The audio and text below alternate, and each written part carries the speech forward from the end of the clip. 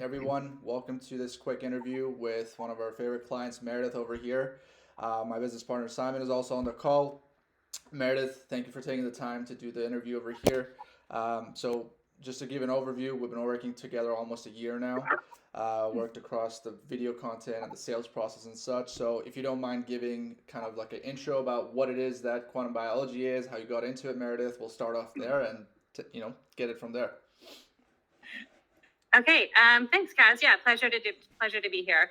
So, quantum biology is a new field of science. It's the intersection of quantum physics and biology. I came to it as a person knowing nothing about either of those fields, but I was unwell and I couldn't find anyone who could help me get better. And I finally found someone who had some answers, and he had come up with certain protocols and certain ways of living that he had learned from studying quantum biology. So, long story short, I recruited a bunch of clinicians who are very experienced in this field, but there's not very many people in the world. And we now run a certification teaching other practitioners how to work through this paradigm. Okay, that's fantastic. So, we have quite a bit of a fan base for you across all the platforms. Kind of tell us about how it has been like building up quantum biology and like the lives you guys have changed in the process and a lot of benefits that you guys, taught to the people that worked with you guys. Just tell us about a few of the success stories you guys have had. Yeah, so when people start to learn about quantum biology, the practical applications of it are very simple, and their minds tend to be blown. From a scientific perspective, the idea of quantum processes happening inside living systems is really new and sounds complicated, but the practical application of that is really simple. And when people learn what it is, they often sort of dismiss it because it seems so easy, like, oh, spend more time outside and don't have a lot of bright lights on in the evening, like that's it. But the success stories, I mean, I could go on all day. Like every single week, I hear another one. Most recently, we had someone come into our program and she started telling her father, who's got prostate cancer, about these protocols. And he started eating breakfast outside with his shirt off. And within a week, a lot of his symptoms cleared up. I know another doctor, she's a physician, Ivy League undergrad, chief resident, she's like full on, and she started studying this stuff. And her mother was bedridden with MS, and she said, "Mom, if you can't get up, at least just lie by the pool outside instead of in your bed." And her mom switched to lying outside instead of lying in her bedroom all day, and her symptoms started to improve. And now she can get up and walk around and have a life. Like, I could go on all day about the amazing things that happen. That's incredible. And we see some of the comments, we see some of the people that are reacting to the content generated and such. It's very, it's obviously not mass market at all, but it's very much, there's a niche for people that really understand it, and there's a lot of interest there. So, I kind of want to get into like how we started working so far and how it was. If you want to give a little bit of an overview how it was working with viral growth from the get go, what were the challenges? What made you work with us in the first place? That would be a good point to start, and we can take it from there. Yeah, I think why I decided to work with you guys in the first place is because I understood how important social media was, but I just found it too overwhelming to do on my own. And I have some strengths in terms of like being able to be on camera and having ideas for content, but when I was on the hook to do everything by myself, I was too overwhelmed and burned out to be good at any of it. So I had a very minimal social media presence. And so starting to work with you guys, it gave me the space just to focus on the pieces that I was good at and to not have to think about the rest of it. And that really helped to build my confidence and build my ability to create content and to show up and to do it. Whereas before I would do a little here and a little there, but I couldn't get a good flow going because I just found it so overwhelming. And working with you guys like brought structure and strategy and focus, and this like was a huge relief in that area. Yeah. You know, it's funny because a lot of the times when people try to work with us, we always ask like, "Hey, do you even need this service in the first place?" And they say, "Yes, we need it." But the main thing that they don't understand is like you have to have like something existing, and then we can come in and take that all from your hand. Like we work really well with you guys because you guys have a good product, you guys have a good service, but we come in as more of like a outsourced business development team, marketing team, sales team, all in one, helping out from everything end to end. So I think that helps overall. So tell us about a little bit of the journey of the video content and how it has been. How are you feeling on camera and like with the scripts and everything that we make? Yeah, and I think that's a good point too, by the way, like knowing where you are in your business, in the life of your business when it's time to work with someone, because yeah, there is a moment where when you do that, it works really well. So the I think for being on camera, like a huge part of it, right? There's like so many steps to it. I think there's some sort of marketing people out there. They're like, oh, it's just super easy. Just pick up your camera and start recording and put it on Instagram. And it's like, okay, but so you do that a couple times and then people really like it. And then what do you do the next week and the week after that and the week after that? And it's like, you have to have a plan and you have to have a strategy and you have to have like a content, um, you know, formula, like as a way to know what's going to happen. And so for me, what I love is that like you guys sit down with me and you pull all the good stuff out of my head and you turn it into a script. And then all I have to do is open the thing and be like, oh, okay, I'm going to talk about this, this, and this. And I film it and I send it to you guys and don't have to I don't have to think about it again. Yeah.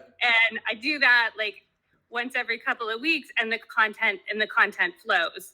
But like to do that, and so the upside of that for me is that I feel much more confident and comfortable, and I'm able to just show up and do it and not have to worry about everything else and where am I going to take it from here and oh my goodness and this and that. Yeah. So it's really like liberating. Yeah. Correct me if I'm wrong, but this is what I hear from every single one of our partners is that the constant stream of ideas that's needed to sustain on social media is probably the most overwhelming thing when it comes Yeah. to like do you feel the same way like the ideation and the scripting process like erases a lot of that?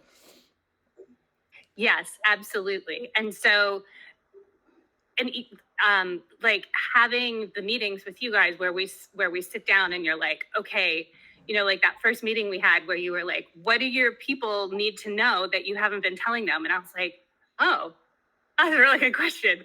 This and this and this and this and this, right?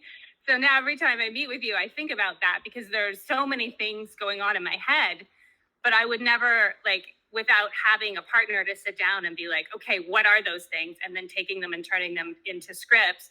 I wouldn't even know that I had all these content ideas floating around inside my brain. Yeah, yeah, If definitely. it's just me on my own or me and my assistant. Yeah. To your credit though, you are great on camera, so it makes our life easier to make sure the content is captivating because a lot of the times people, they're genuinely not great on camera, but we have to train them and such. With you, we didn't really need to do much of that, thankfully. So let's talk a little bit about obviously, when we started working together, I told you like there's stages to this. There's this audience building and audience nurturing, and then there's this second phase of audience monetization, which we just had our first launch together, and we're obviously going to do many more.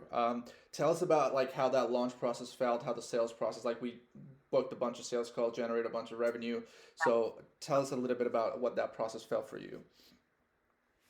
So it felt really natural. And like, to be honest, I was a little bit nervous about,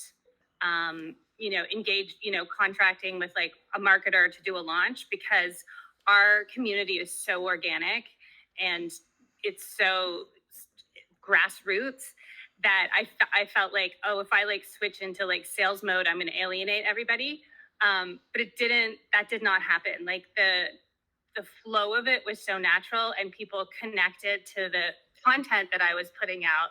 And then when they reached out for a call, they were like, oh, hi, Meredith. And we could just have a conversation.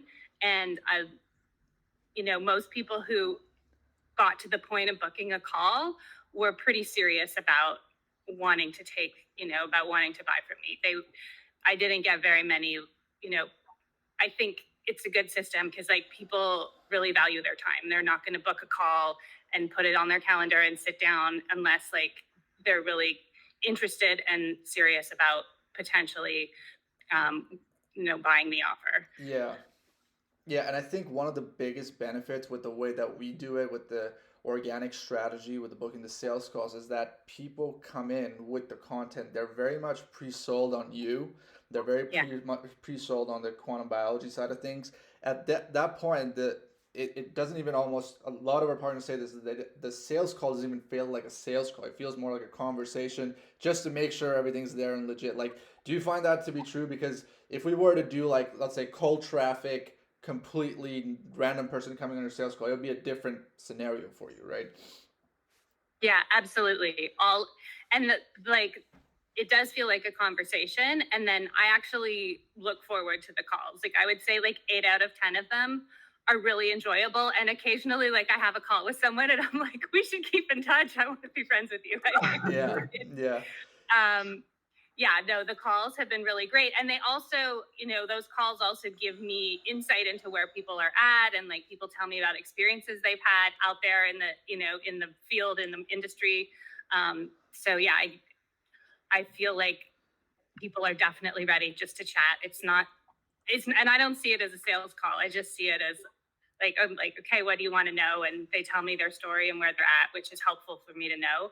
yeah. And then they make their decision. Yeah, and one of the things you mentioned earlier is like really, really important note, because one of the biggest concerns people have is like if they have like an organic brand, if they have a brand of anything, is that I don't want to be too salesy, I don't want to be too aggressive, and I want to maintain the brand tonality side of things. And could you talk maybe a little bit about like how you felt if about your brand tonality? Just, we write the scripts, we come up with the ideas, but when you record the videos, do you feel like it's really showing your true tone?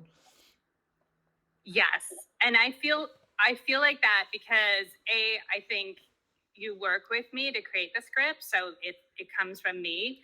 And B, sometimes it's just having the hook and the structure, and I don't even necessarily follow every word of the script. It's just like, oh, okay, we're coming at this idea this way. And it's have like for me, and maybe like a more organized person who doesn't have ADD would have a different value. But for me, like a huge part of the value is just having that system, right? Where I can just go in, there's all the scripts, and I just pick the ones that feel good to me that day. I'm like, man, I don't feel like talking about that today. Oh, I'll do this one, right? And it's fun, which I Awesome. never thought making social media content would be fun. Yeah, I think It's with totally for. content creation, there's so many moving parts, and I honestly I don't know how people do this on their own without like a team. I wouldn't be able to do it by myself, because there's like ideas and editing and posting and managing, and then the sales call stuff is like another element, and driving leads. But I think it's quite difficult to do. So obviously this launch, I think it was like $80,000 launch, and we have a couple more launches coming up. We're going to try out webinars and other things. Um, I would like to kind of get a couple more questions from you. One is, how has it been working with a team? I really want to hear, like, obviously, if you have feedback, we're open to hearing that as well. And we try to go out of our way, and maybe you can explain like how working with the team has been so far. Working with the team's been really good. I think like my main point person is Marcella, and she's been wonderful. She responds to me right away. If I have feedback, she implements it right away. She checks in on me. She's like, we need some new content. Have you recorded? Like, oh yeah, all right, I'll get to it. With me in the background behind Marcel, like, oh, ask Meredith again, please. Text her again. Yes. So yeah, she's been great. I think managing DMs is, it's a whirlwind sometimes, because they tend to like a reel will go out and people will be like, ah, and then like all these DMs will come pouring in. So that's a bit of a work in progress, but overall, like you've all been so enjoyable to deal with, and like Kayam's great when we're writing the scripts, and like the two of you, and like what I'm doing here with this business is not like, it's not straightforward, right? Like it's like I'm not just it's like, it's not a straightforward offer. Like, in order to want to do this, a person needs to understand, like, that they're about to make an entire paradigm shift, and then understand why that matters, and then understand that how it's going to affect them, and then understand that they want to do it. And I feel like you guys really have taken the time to get that. And, I've worked with a lot of other people, and like, everyone thinks it's really cool, but they don't always really understand what we're doing. Yeah, yeah. Which I get, but I feel like you guys have taken the time to do that. And that's really important to me and really helpful to me because, we're like, our team and all of the amazing people that work with me and all of the amazing faculty that, teach on our certification, all the amazing people that come and take it. Like, I feel really responsible for making this good and helping people be able to find it. And so you guys have become a big part of that, and I appreciate it. Thank you, thank you. I think out of all the offers we've worked on, I think quantum biology is the most intricate, bar none, and we honestly kind of enjoy it to an extent because, like, as we're writing the webinar now, John, who's doing the webinar with us, is like, it's something that's super complex and it's like interesting. We get into it too, and we're like, okay, this is like cool stuff that we want to do. But this is good.